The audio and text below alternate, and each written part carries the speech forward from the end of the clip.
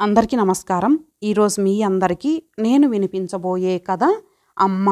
రచయిత పివి శేషారత్నం గారు. ఇక కథలోకి వెళితే, నేటికి రేపొక తీరని ప్రశ్న, రేపటికి మరునాడు ఒక ప్రశ్న, కాలమనే గాలానికి చిక్కి తేలని ప్రశ్నలు ఎన్నెన్నో. రేడియోలో మధుర గాయని కంఠంలో విషాదం సుడులు తిరుగుతూ మనసును మరింత కలచివేస్తోంది. బిగ్గరగా ఈ ప్రపంచం దద్దరిల్లిపోయేలా నవ్వాలనిపించింది కావేరమ్మకి. కానీ ఓపిక లేదు. మనిషి దుఃఖంలోనూ సుఖంలోనూ కూడా నవ్వుతాడు. శరీరానికి నొప్పి తెలుసు, బాధ తెలుసు, కానీ హృదయానికి తెలిసేది గాయం. అద్దాన్ని పగలగొడుతుంది శరీరం, పగిలిన ముక్కల్ని ఏరి అతుకు పెడుతుంది హృదయం. ఏమిటి అర్థం లేని ఆలోచనలు? కొన్నాళ్ళకి ఆలోచించేందుకు కూడా మనసుకి శక్తి నశిస్తుందేమో. అప్పుడు తనకి శాశ్వత విముక్తి కలుగుతుందేమో. కావేరమ్మగారు, 2వ తారీఖు వచ్చేసినాది. జీతం డబ్బులు అడుక్కు రమ్మంది మాయమ్మ. పనిపిల్ల కిటికీలోంచి తొంగి చూసి తననుద్దేశించే అంది. మా అబ్బాయి ఊరి నుంచి రేపొస్తాడు. గిన్నెలన్నీ లోపల పెట్టావా? కావేరమ్మ కంఠం గురగురలాడింది. ఏటమ్మగోరు ఒలకరు పలకరు. బాబుగారు డాక్టర్ కాడికెళ్ళినట్టున్నారు. ఈ అమ్మకి ఇదేం మాయదారి రోగమో. నోట్లో గుడగుడ తప్ప మాటే రాదు. ఇంతకంటే గోడ నయం. పనిపిల్ల విసుగ్గా మొహం చిట్లించి సనుగుతూ వెళ్ళిపోతోంది. ఏమిటన్నావే గుంట?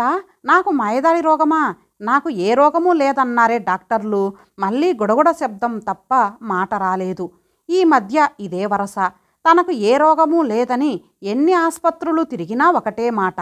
కన్నబిడ్డలు గుండెలవిసేలా ఏడుస్తూ ఎన్నో ఊర్లు తిప్పారు. డబ్బులు నీళ్లలా ఖర్చయిపోయాయి తప్ప రోగం లేదంటారు డాక్టర్లు. అక్కడికి ఏడుకొండలవాడికి మొక్కుకుంది. గొంతు నొప్పి తగ్గితే దర్శనం చేసుకుంటాను స్వామి అని. ఏంటో ఆ దేవుడికి ఈ రోగం అంతుపట్టినట్లు లేదు. అదేదో కొత్త రోగం దేశంలోకి వచ్చిందన్నారు. అదేమో రా చంటి, చిన్న కొడుకుతో ఆ మధ్య కాస్త మాట్లాడే ఓపికున్న కాలంలో అంది. ఎయిడ్సా? చి, నీకెందుకొస్తుందమ్మా అలాంటి జబ్బు? దాని లక్షణాలే వేరు. అమ్మా, అలాంటి ఆలోచనలేం పెట్టుకోకు. తెలుగు మందుకు లొంగని రోగం ఉండదు. అది వాడుతున్నావుగా, తప్పక తగ్గిపోతుందమ్మా. ఆ 4 మాటలకే నిండా 18 ఏండ్లు లేని చంటి కళ్ళు మంకెన పువ్వులయ్యాయి. ఏడవకు నాన్న, ఉత్తినే అన్నాను. నాకు ఏ నొప్పి లేదు, జబ్బు లేదు. ఏడుపు ఆపుకుంది. బిడ్డల్ని చూస్తే కడుపు తరుక్కుపోతోంది. 6 నెలల క్రితం పెద్దాడి పెళ్ళయిందన్న మాటే కానీ వాడికి ఏ కోశానా సుఖం లేదు. ఎంత ఘనంగా చేసింది పెళ్ళి. అప్పటికి ఈ మాయదారి రోగం లేదు. కుందనపు బొమ్మలాంటి తన కోడల్ని చూసి అంతా అసూయపడ్డారు. దూరం ఊర్లో తిండికి నానా ఇబ్బంది పడుతున్నాడని ఏరి కోరి కుందనపు బొమ్మని చేసింది. తను కూడా 4 నెలలు భర్తతో కలిసి పెద్దాడి కాపురం కల్లారా చూసి మురిసిపోవాలనుకుంది. కానీ ఈ మాయదారి గొంతు నొప్పి దాపురించింది. మింగలేదు, కక్కలేదు. ఏదో మందు, కనతలు పగిలిపోయే బాధ, చెవుల్లో హోరు. పెద్ద పిల్లకి ఉత్తరం రాస్తే చంటి పిల్లాడితో పరిగెత్తుకొచ్చింది. మిగతా పిల్లలు కూడా చదువులకి సెలవు పెట్టి మరీ వచ్చారు. పెద్దది మరీ బేల. కళ్ళు తెరిస్తే కావేరి, గొంతు విప్పితే గోదారి పొంగుకొస్తాయి. వచ్చింది మొదలు పసిపిల్లాడి ఆలనా పాలనా మానేసి తనని చుట్టేసి బావురుమంది. తనకి ఆపుకోలేని దుఃఖం వచ్చింది. ఆయన కేకలేశారు. ఏం జబ్బో తెలియకుండా అదేదో ప్రాణం పోయే జబ్బులా ఆ ఏడుపులేమిట్రా అని. ఆయనో వెర్రిబాగుల మనిషి, లౌక్యం తెలియని మనిషి. ఏదో ఇంత సంపాదించి ఆ కాస్త తన చేతుల్లో పోసి దులుపుకోవడం తప్ప అన్యం పుణ్యం తెలియదు. తనకు ఏదైనా అయితే ఈ లోకంలో ఎలా బ్రతుకుతారో. గొంతు వాపు చూసి క్యాన్సర్ ఏమోనని భయపడి ఆపరేషన్ చేయించుకోనంటోందే మీ అమ్మ. ఆయన కంఠంలో ఆవేదన. అమ్మో, ఆ మాట అనకండి. ఆ పేరు వింటేనే నా గుండె ఆగిపోతోంది. అది వస్తే బ్రతకరని అందరూ చెప్పారే వేణి, అంది తను బేలగా. వేణి ఉగ్రురాలైంది. ఎవరమ్మా ఆ అన్నది? ఈ చుట్టుపక్కల వాళ్ళకి అసలు పనీపాటు లేదు. క్యాన్సర్ అయితే ఇలా ఉండదు. అయినా నాన్న, బయాప్సీ చేయిస్తే విషయం తెలిసిపోతుంది, అనుమానం తీరిపోతుంది. దానికింత గాబరా ఎందుకు? అభిమానంగానే మందలించింది వేణి. అదుంటే తనకి ఎంతో ధైర్యం. 30 ఏళ్ళు వచ్చేదాకా ఈ సంసార భారం మోసి మోసి అలసిపోయింది. చివరికి తనే నచ్చజెప్పి దానికి పెళ్లి చేసి ఓ జీవితం ఏర్పరిచింది. లేకపోతే పిచ్చి పిచ్చి ఆదర్శాలతో ఆశయాలతో ఈ కుటుంబం కోసం జీవితాన్ని బలి చేసుకుంటే తమకి పుట్టగతులుంటాయా? నాన్న, మీ అల్లుడికి ఇవాళే లెటర్ రాసి పడేస్తున్నాను. ఈ బయాప్సీ చేయించి క్యాన్సర్ కాదని అమ్మకి అనుమానం తీర్చి కానీ నేను వెళ్ళను. తనకి ఎంతో ధైర్యం వచ్చింది. నిజంగా అది పరుగుల కృష్ణవేనే. వారం రోజుల్లోగా తనకి ఆ బయాప్సీ చేయించి ఫలితం తెప్పించింది. పెద్దాడు పెద్దది చంటాడు పొరుగురులో చదువుకుంటున్న భాస్కరం నీల అంతా ఆ రిపోర్టు వచ్చేదాకా కాచుకొని ఉన్నారు. తన మొక్కులు ఫలించి క్యాన్సర్ కాదన్నారు డాక్టర్లు.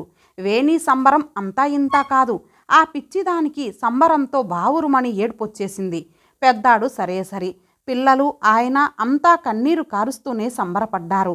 మా అమ్మకి క్యాన్సర్ కాదని అంతా కలిసి తిరుపతి వెళ్ళి రావడం కూడా అయ్యింది. వేణి మాత్రం వెళ్ళిపోయే ముందు ఒక సలహా ఇచ్చింది. ఒరేయ్ నాని, అమ్మని నాన్నని ఈ పల్లెటూరులో ఉంచితే ఇలా లేనిపోని భయాలే పెట్టుకుంటారు.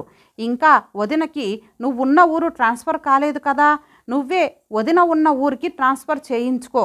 అది ఎలాగూ పట్నం కనుక అమ్మ ఆరోగ్యం అంతంత మాత్రమే కనుక ఉభయతారకంగా ఉంటుంది. అది కాదే అమ్మలు, ఈ ఊరు వదిలితే నాకు తోచదే తను ఆయన వారించబోయారు. పెద్దాడు పట్టుబట్టాడు. వీళ్ళు రాకపోతే మేమే ఉద్యోగాలు మానేసి వచ్చేస్తాం. మేము చదువులు మానేసి ఇక్కడే ఉంటాం. చిన్నాళ్ళు కూడా పంతం పట్టారు. తమకి ఇక్కడికి రాక తప్పింది కాదు. నట్టింట పల్లెటూరులో దీపం పెట్టే దిక్కులేక ఆ ఇంటికి తాళం వేస్తుంటే తను మళ్ళీ ఆ ఇంట్లో అడుగు పెడుతుందా అనిపించింది. అయినా ఏదో వాళ్ళ తృప్తి కోసం ఓ నెల రోజులు ఉండి వచ్చేస్తే పోతుంది. తనకి ఏ జబ్బు లేదుగా అనుకుంది. కానీ ఈ 6 నెలలుగా తన ఆరోగ్యం మరింత క్షీణించింది. కొత్తలో ఇంగ్లీష్ మందులకి ఏదో కాస్త సర్దుకున్నా గొంతు మరింత వాచి కాయ కాచింది. పళ్ళ రసాలు కూడా దిగడం కష్టంగా ఉంది. అక్కడికి ఆ కాయ కరిగించాలని ఎంత డబ్బు తగలేసి ఎన్ని ఊర్లు తిరిగినా జబ్బు లేదు, అదే తగ్గిపోతుంది అన్న మాట తప్ప డాక్టర్లు మరో ముక్క మాట్లాడరు. కాదు, ఒక్కరూ ఒక్క ఇంజెక్షను చేసిన పాపాన పోలేదు. అమ్మ కావేరమ్మ ఆలోచనల్లోంచి తేరుకొని కళ్ళెత్తి చూసింది. భాస్కరం వచ్చినట్టున్నాడు. ఎప్పుడొచ్చావురా కన్నా అన్నట్టు చూసింది కావేరమ్మ. గుడికి వెళ్ళి వచ్చినట్టున్నాడు భాస్కరం. నీ పేరున నువ్వు త్వరగా మా పాత అమ్మలా అవ్వాలని శివునికి అభిషేకం చేయించానమ్మా. చిన్న పొట్లం విప్పి విభూతి తల్లి నుదుట పెట్టి అరటిపండు రవ్వంత తీసి నోటికి అందియబోయాడు. వద్దు అన్నట్టు విలవిల్లాడుతూ చూసింది కావేరమ్మ. గొంతు లోపలికి ఏదైనా పోతే ప్రాణం పోయే నొప్పి. అమ్మ అద్దం కావాలా? చంటాడు ఆతృతగా అడిగాడు. రోజు అద్దంలో గొంతు చూసుకుంటూ కాయ కరిగిందో లేదో తడిమి చూసుకోవడం అలవాటైపోయింది కావేరమ్మకి. వద్దన్నట్టు తలూపింది. అమ్మ నాన్నగారు డాక్టర్ దగ్గర నుంచి మందు తెచ్చారా ఇవాళ? తాగలేనురా అన్నట్టు చూసింది. తాగకపోతే నీ గొంతు నొప్పి ఎలా తగ్గుతుందమ్మా? నీల ఆరిందాలా దెబ్బలాడింది. నిన్ను చూసి వారం రోజులైపోయిందట. రోజు నీకోసం నిద్రలో కలవరిస్తోందని మన వేణిని తీసుకొని అల్లుడు వస్తున్నాడే కావేరి. పుల్లల్లా అయిపోయిన కావేరమ్మ చేతుల్ని మృదువుగా నిమురుతూ అన్నాడు సీతారామయ్య గారు. పెద్దాడు ఏడి? గుడగుడ శబ్దం వచ్చింది కావేరమ్మ కంఠంలో. సైగలకి అలవాటు పడిపోయిన అందరికీ అర్థమైంది. శనివారం రేపు కదా, రేపు రాత్రికి వస్తాడమ్మా. పడుకో కావేరి. అంతా భోజనాలకి వెళ్తున్నారు వంటింట్లోకి. అమ్మ నువ్వు కూడా మా దగ్గర కూర్చుంటే మాకు గోరుముద్దలు పెట్టినట్టే ఉంటుందమ్మా. చంటాడు గోల పెట్టాడు. లేవలేనురా అన్నట్టు సైగ చేసింది కావేరమ్మ. రేపా డాక్టర్ని అడిగేస్తాను, అటో ఇటో తేల్చేస్తాను. ఎన్నాళ్ళైనా అమ్మకి తగ్గకపోతే ఎలా? లేదా నేను చదువు మానేసి వచ్చేస్తాను. చంటాడి ఆవేశానికి వెర్రి అభిమానానికి కళ్ళు చెమర్చాయి కావేరమ్మకి. ఏడవకమ్మ, చదువు మాననులే, ఉత్తినే అన్నాను. నువ్వలా మంచం మీద ఉంటే ఏడుపొస్తోందమ్మా. వెళ్ళిపోయాడు చంటి ఏడుస్తూనే. ఏంటో రత్నాల్లాంటి పిల్లలు, ఏ జన్మలో చేసుకున్న పుణ్యమో. వాళ్ళంతా దగ్గర ఉంటే తనకి అనారోగ్యంగా ఉన్నా ఏ లోటు అనిపించదు. ఎల్లుండి సోమవారం. అంతా మళ్ళీ ఎవరి పనుల్లోకి వాళ్ళు వెళ్ళిపోగానే ఒంటరితనం మొదలు. ఆయన డాక్టర్ దగ్గరికి వెళ్ళాలి. ఆ పూట మందు కోసం తను ఆ 4 గోడలు చూసుకుంటూ కదలలేక నిర్జీవంగా ఆ మెత్తని పరుపు మీద అలా దూలాలు ఎన్నోసార్లు లెక్క పెడుతూ మళ్ళీ శనివారం దాకా ఎదురు చూడాలి. కోడలికి ఉద్యోగం. ఇటు తను పాపం నోరెత్తకుండా చేస్తూ సతమతమవుతోంది. తనకే ఓపికుంటే అలా కష్టపడనిచ్చేదా?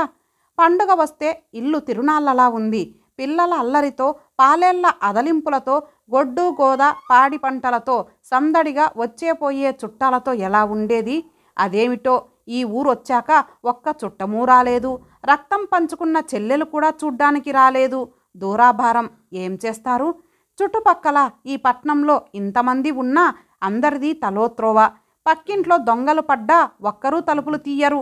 హత్యలు జరిగినా ఉలకరూ పలకరు. పక్క వాటాలో అద్దెకున్న వాళ్ళు ఏనాడు కాసేపు దగ్గర కూర్చొని ఆదరంగా మాట్లాడరు. తనకు ఏదైనా అంటురోగం అనుకుంటున్నారో ఏమిటో. ఇదే తన ఊర్లో అయితేనా ఈ పాటికి తనని ఎంత ఆదరంగా చూసేవారు. ఒక్క క్షణం విడిచిపెట్టేవారా? ఊర్లో వాళ్ళు పల్లెకి వెళ్ళిపోదామని ఎంత చెప్పినా ఆయన వినరు. తనకెవరూ లోటు చేయడం లేదు. కానీ ఇదొక బందికానా, భరించలేని ఒంటరితనం. దేనికోసమో అన్వేషణ. అంతా నిశ్శబ్దం, ఏదో నిరీక్షణ. అన్వేషణ, నిరీక్షణలోంచి ఆశా కుసుమం. మళ్ళీ తను లేచి తలారా స్నానం చేసి దీపారాధన చేసి నిండు కుంకుమతో భగవంతుడిని కల్లారా చూసుకుంటూ, పిల్లలందరికీ వెన్న ముద్దలు తినిపిస్తూ, ఆయన బాగోగులు చూసుకుంటూ, వచ్చేపోయే అతిథి అభ్యాగతులతో తన సొంత ఇంట్లో నట్టింట తిరుగాడే అదృష్ట ఘడియ ఎప్పటికో. కావేరి, ఇవాళ పేపర్లో ఓ వార్త పడిందోయ్. ఎలాంటి మొండి రోగాలైనా కుదురుస్తున్న డాక్టరు గురించి రాశారు. పెద్దాడికి చెప్పి అమ్మలతో కలిసి నిన్ను తీసుకెళ్ళి చూపిస్తే బాగుంటుందేమో తన ముంగురులు సరిచేస్తూ అన్నారాయన. ఈ 3 నెలలుగా ఆయన ఇదే మాట్లాడుతున్నారు. ఇదే వరస. కొంపదీసి మతిగాని చెల్లించలేదు కదా అనిపిస్తుంది తనకి. ఆ వెర్రి ఆవేదన, ఆర్తి, పేపర్ కటింగులు, కళ్ళజోడు సరిచేసుకుని చూడటం చూస్తే కడుపులో పేగులు మెలితిప్పే బాధ. అన్నట్టు తన కడుపులో పేగులెక్కడున్నాయి? ఇటు సెలైన్ పెడుతుంటే రోజు వెంటనే మరో ద్వారం గుండా పోతుంటే భరించలేని నీరసం, బాధ. వద్దంటే వినరు. వాళ్ళ ఆత్రం వాళ్ళది. పిచ్చి నాకన్నలు. తనేమీ తినడం లేదు కదా. ఒకే రోజు 2 సెలైన్లు ఇస్తే తనకి బలం వచ్చేసి తిరిగేస్తుందని ఆదుర్త. కానీ ఏదీ తనకి ఇమడటం లేదని వాళ్ళకి సైగలు చేసి కూడా చెప్పలేకపోతోంది కదా తను. పోయిన కరెంటు వచ్చినట్టుంది. టేప్ రికార్డర్లో ఘంటసాల వారి భగవద్గీత వినిపిస్తోంది.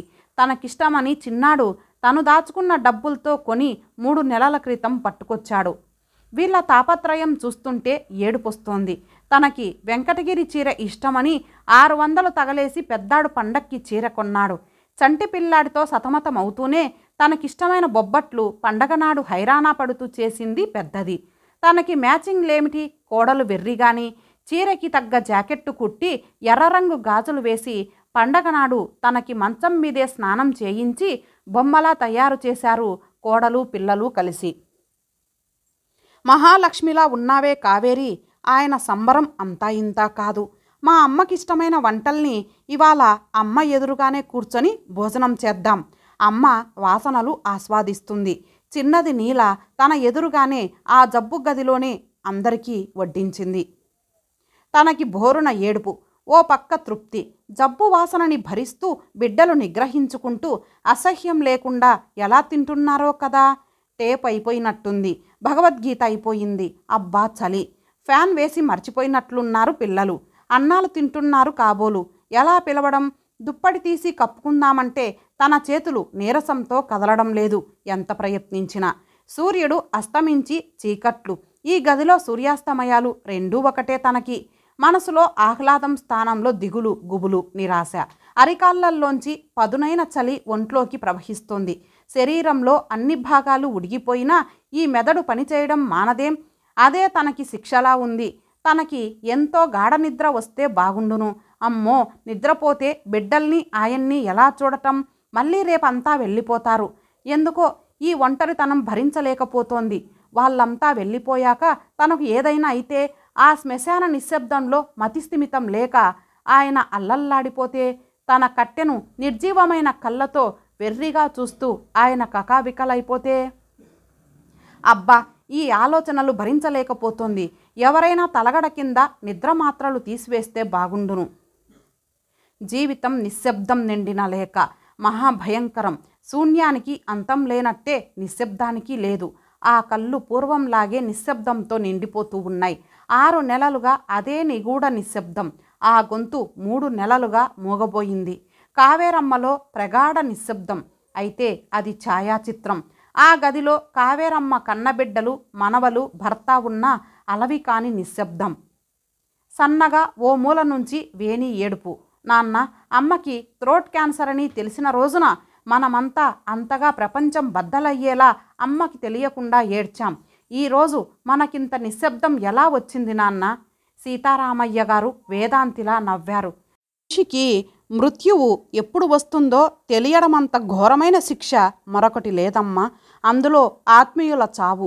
ఈ 6 నెలలుగా మనం మీ అమ్మని మృత్యువు ఏ క్షణాన కబలిస్తుందో, ఏ క్షణాన ఆ శరీరంలో చలనం ఆగిపోతుందో, ఏ క్షణాన ఆ గొంతు, కళ్ళు, కదలికలు మనకి కనిపించవో అని రాత్రింబవళ్ళు మహాదారుణమైన చిత్తక్షోభను అనుభవించాం.